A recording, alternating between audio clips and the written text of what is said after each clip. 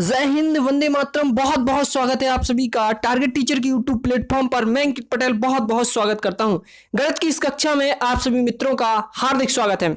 हम लोग part number 22 को देखने वाले हैं। इस वीडियो में संख्या पद्धति के अंकीय क्षमता में शून्यों की संख्या की हम लोग चर्चा करेंगे और शून्यों की संख्या का पैटर्न नंबर 5 और पैटर्न नंबर 6 हम देखेंगे। मित्रों, अगर आप पहली बार चैनल पर विजिट कर रहे हैं तो चैनल को सब्सक्राइब करें और पास में घंटी के निशान को जरूर दबाएं, और यदि आपने चैनल को सब्सक्राइब किया हुआ है तो आपका बहुत बहुत धन्यवाद। मित्रों, आपके सामने 10 के गुणज के रूप में शून्यों की संख्या हम कैसे ज्ञात करेंगे। अगर कोई श्रृंखला 10 के गुणज के रूप में है तो हम उसमें शून्यों की संख्या कैसे फाइंड आउट करेंगे। दोस्तों, वीडियो के साथ बने रहिए, आपको संख्या पद्धति से शून्यों की संख्या का आपका प्रश्न गलत नहीं होगा। मित्रों, 10 की गुणज का क्या मतलब होता है? गुणज का मतलब होता है, जैसे कि हमने 10 के गुणज आपसे पूछे तो आप कहेंगे कि 10 का गुणज, पहला गुणज होगा 10, फिर होगा 20, फिर होगा 30, यानी फिर होगा 40, फिर होगा 50, इसी प्रकार से बढ़ता जाएगा। ये सब के सब 10 के गुणज हैं। 10, 20, 30, 40, 50, 60, 70, ये सब के सब 10 के गुणज है, मल्टीपल हैं। तो ये हमको जानना बहुत जरूरी है कि गुणज क्या होते हैं। पहले तो मल्टीपल ही समझिए। तो मल्टीपल ऑफ 10 हमने आपको बताया कि मल्टीपल ऑफ 10 क्या होगा। 10 के मल्टीपल आप समझ चुके हैं कि 10, 20, 30 इस प्रकार से बढ़ते जाएंगे। तो ये श्रृंखला इसी प्रकार दी है, तो हमने 10 को लिख लिया 10 गुणा 1, 20 को लिख लिया 10 गुणा 2, 30 को लिख लिया 10 गुणा 3, 40 को लिख लिया 10 गुणा 4, और अंतिम पद 1200 को हमने लिखा 10 गुणे 120। लिख सकते हैं ना, क्यों नहीं लिख सकते? अब आप लोग गलती ये मत करना कि इसमें 10 कॉमन लेके 1 गुणा 2 गुणा 3 गुणा इस प्रकार 120 लिख लेंगे। ये आप गलती करेंगे। इसमें ये 10 कॉमन नहीं लेना है, सब में 10 है ना। 10 इसमें भी है, 10 इसमें भी है, 10 इसमें भी है, इसमें भी है, इसमें भी है। तो 10 एक बार नहीं आएगा, 10 120 बार आएगा। कितनी बार आया है? 120, क्योंकि अंतिम पद को लिखा हमने 10 गुणे 120, यानी 10 गुणे 1, 10 गुणे 2, 10 गुणे 3, 10 गुणे 4, 10 गुणे 120, यानी 10 कितनी बार आया है? 120 बार। तो 10 की घात 120 लिखेंगे। बाकी बचा क्या? 1 गुणे 2 गुणे 3 गुणे 4 गुणे 5 गुणे 6 गुणे ... 120। ये आपका बचा, वो लिख दिया। इसका मतलब है कि 10 की घाते 120 में 120 शून्य हैं कि नहीं है? अगर 10 की घाते 2 लिखा है तो इसका मतलब होता है 100, यानी इसमें 2 शून्य हैं, और 10 की घाते 120 लिखे हैं यानी उसमें 120 शून्य है। अब बची हुई जो श्रृंखला है, ये वाली श्रृंखला जो आप देख पा रहे हैं, इसमें जितनी भी शून्यों की संख्या होगी उसको 120 में हम जोड़ देंगे, और फाइनली हमारी इस श्रृंखला में, इस क्वेश्चन में शून्यों की संख्या ज्ञात हो जाएगी। तो आइए हम इस श्रृंखला में शून्यों की संख्या फाइंड आउट करते हैं।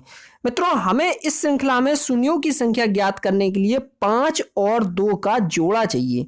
किसी भी श्रृंखला में शून्यों की संख्या ज्ञात करने के लिए 5 और 2 का जोड़ा चाहिए होता है। जितने 5 और 2 का युग्म या जोड़ा या पेयर होगा, उतने ही उस श्रृंखला में शून्यों की संख्या होगी। इस बात को हम पहले कई बार बता चुके हैं। अगर आपने हमारे वीडियो ना देखे हो तो हमारी गणित की, मैथमेटिक्स की प्लेलिस्ट में जाकर आप उसको देख सकते हैं। अंक गणित नाम की एक प्लेलिस्ट होगी, आप उसमें जाकर देख सकते हैं। अब किसी भी श्रृंखला में 5 की और 2 की संख्या आपको ज्ञात करनी है। भाई 5 की और जब 2 की संख्या पता होगी तभी तो हम 5 और 2 के युग्म या जोड़े निकाल पाएंगे। उसके लिए हमें अंतिम पद में भाग देना होता है 5 से, तो हमें 5 की संख्या मिलेगी, और उसमें अगर हम अंतिम पद में 2 से भाग देंगे तो हमें 2 की संख्या मिलेगी। चलिए हम 5 से भाग देते हैं, तो 120 में 5 से भाग दिया 24 आया। शेषफल से कोई मतलब नहीं है, भागफल से मतलब है। अब 24 में पुनः 5 से भाग दिया तो 4 आया। तो इस प्रकार अब 4 आ गया तो हम रुक जाएंगे, क्योंकि अब 4 में हम भाग नहीं दे सकते हैं। तो ये हमारे 28 आ गए। यानी ये जो श्रृंखला बनी है, बची हुई श्रृंखला, इसमें 5 की संख्या 28 है। जब आप 2 की संख्या निकालेंगे तो 2 से भाग देंगे। 2 से भाग दिया 60 आया, फिर 2 से भाग दिया 30 आया, फिर 2 से भाग दिया 15 आया, फिर 2 से भाग देंगे। अभी ध्यान रखना कि 5 की संख्या तो 28 आ गई, लेकिन 2 की संख्या बहुत ज्यादा आ रही है कि नहीं। लेकिन क्या फायदा, 2 की संख्या कितनी भी आ जाए, 5 की संख्या तो 28 ही है, तो जोड़े तो 5 और 2 के कितने बनेंगे, 28 ही बनेंगे।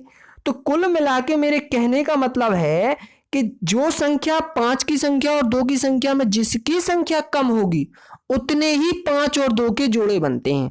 यहां पर देखिए मैंने आपको पूरा दिखा दिया है कि 2 की संख्या और 5 की संख्या। देखिए 2 की संख्या आप देख पा रहे हैं कि 115 आ रही है और 5 की संख्या 28 आ रही है। इसका मतलब है 5 की घाते 28 है और 2 की घाते 115 है, किंतु 5 तो 28 ही बार है, तो 2 और 5 के 28 जोड़े बनेंगे, केवल 28। वही बात यहां लिखी हुई है मित्रों। अतः 2 और 5 के 28 जोड़े बनेंगे, अतः दाहिनी ओर शून्यों की संख्या कितनी होगी इस श्रृंखला में, 28 होगी। किस श्रृंखला में, किस श्रृंखला में, केवल इस श्रृंखला में कितनी होगी शून्यों की संख्या, 28, क्योंकि 2 और 5 के कितने जोड़े बन रहे हैं, 28 जोड़े बन रहे हैं। किंतु परंतु 120 शून्य तो पहले से ही मौजूद हैं, अतः 120 प्लस 28, भाई 28 इसमें आए हैं, 120 प्लस 28 तो ये कितना हो जाएगा, 148। तो 148 आपका फाइनली आंसर होगा मित्रों। इस बात को आप बना के रखिएगा, तो आपका आंसर होगा 148। तो मित्रों आपसे विश्वास है कि आप लोगों ने चैनल को सब्सक्राइब जरूर कर लिया होगा, क्योंकि हमारे इस चैनल पर इसी प्रकार के वीडियो आपको मिलते रहते हैं। और पास में घंटी के निशान को जरूर दबाएं ताकि आने वाली वीडियो की नोटिफिकेशन आप तक पहुंचती रहें। ये अंतिम पैटर्न नंबर 6 आप जरूर देखें। यहां पर आपके सामने क्वेश्चन लिखा हुआ है 1 गुणे 3 गुणे 5 गुणे 7 गुणे 9 गुणे ... 999 गुणे 128 में शून्यों की संख्या बताइए। दोस्तों आप लोग ध्यान से देखें तो आप पाएंगे कि ये जो श्रृंखला है यहां तक आप देख पा रहे हैं, इसमें कोई भी सम संख्या नहीं है, कोई भी सम संख्या नहीं है।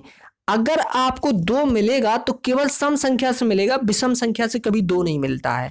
जैसे कि 17 लिखे हैं, क्या इसमें 2 है? 15 लिखे हैं, क्या इसमें 2 है? 21 लिखे हैं, क्या इसमें 2 है? नहीं है ना। तो इन सब में 2 नहीं मिलेगा, इसका मतलब इतनी श्रृंखला में आपको 2 नहीं मिलने वाला है। बट इसमें 5 आपको खूब मिलेगा, खूब 5 मिलेगा, लेकिन 2 नहीं मिलेगा। अब बचा क्या, 128। तो इस 128 में आपको 2 मिलेगा, इस 128 में आपको क्या मिलेगा, 2 मिलेगा। तो इस 128 में आपको 2 की संख्या मिलेगी 7। जब आप इसके अभाज्य गुणनखंड निकालेंगे तो आपको 2 की संख्या मिल जाएगी 7, और इसमें आपको 5 की संख्या ढेर सारी मिल जाएगी। तो इसका मतलब है 2 की संख्या तो 7 ही है, तो 2 और 5 के 7 जोड़े बनेंगे, इसलिए दाहिनी ओर शून्यों की संख्या कितनी होगी, 7 होगी। अर्थात इस पूरे प्रश्न में दाहिनी ओर शून्यों की संख्या कितनी होगी, 7 होगी। यही आपका आंसर है, क्योंकि 2 तो 7 ही है, 5 कितने भी बने रहे इस पूरी श्रृंखला में, लेकिन 2 की संख्या तो 7 है ना। तो 5 और 2 के जब जोड़े की बात आएगी तो वो तो 7 ही बनने वाले हैं, इसलिए शून्यों की संख्या 7 रहेगी। ये इस प्रश्न का आंसर है। मित्रों अभी तक आपने हमारे चैनल टारगेट टीचर व अंकित को सब्सक्राइब ना किया हो तो आप सभी से विनम्र निवेदन है कि चैनल को सब्सक्राइब जरूर करें। आपका एक सब्सक्राइब ही हमें वीडियो बनाने के लिए मोटिवेशन देता है, और आपको सब्सक्राइब करने के बाद सभी वीडियो मिलते रहेंगे। पार्ट नंबर 22 ये हमारा कंप्लीट हो गया है, पार्ट नंबर 23 इसके आगे आप आएगा, आप उसका लाभ ले सकते हैं। दोस्तों आप सभी से पुनः एक बार निवेदन है कि चैनल को सब्सक्राइब जरूर करें और पास में घंटी के निशान को जरूर दबाएं। शुभ रात्रि, थैंक यू। आपके माता पिता के चरणों में नमन। जय हिंद, वंदे मातरम।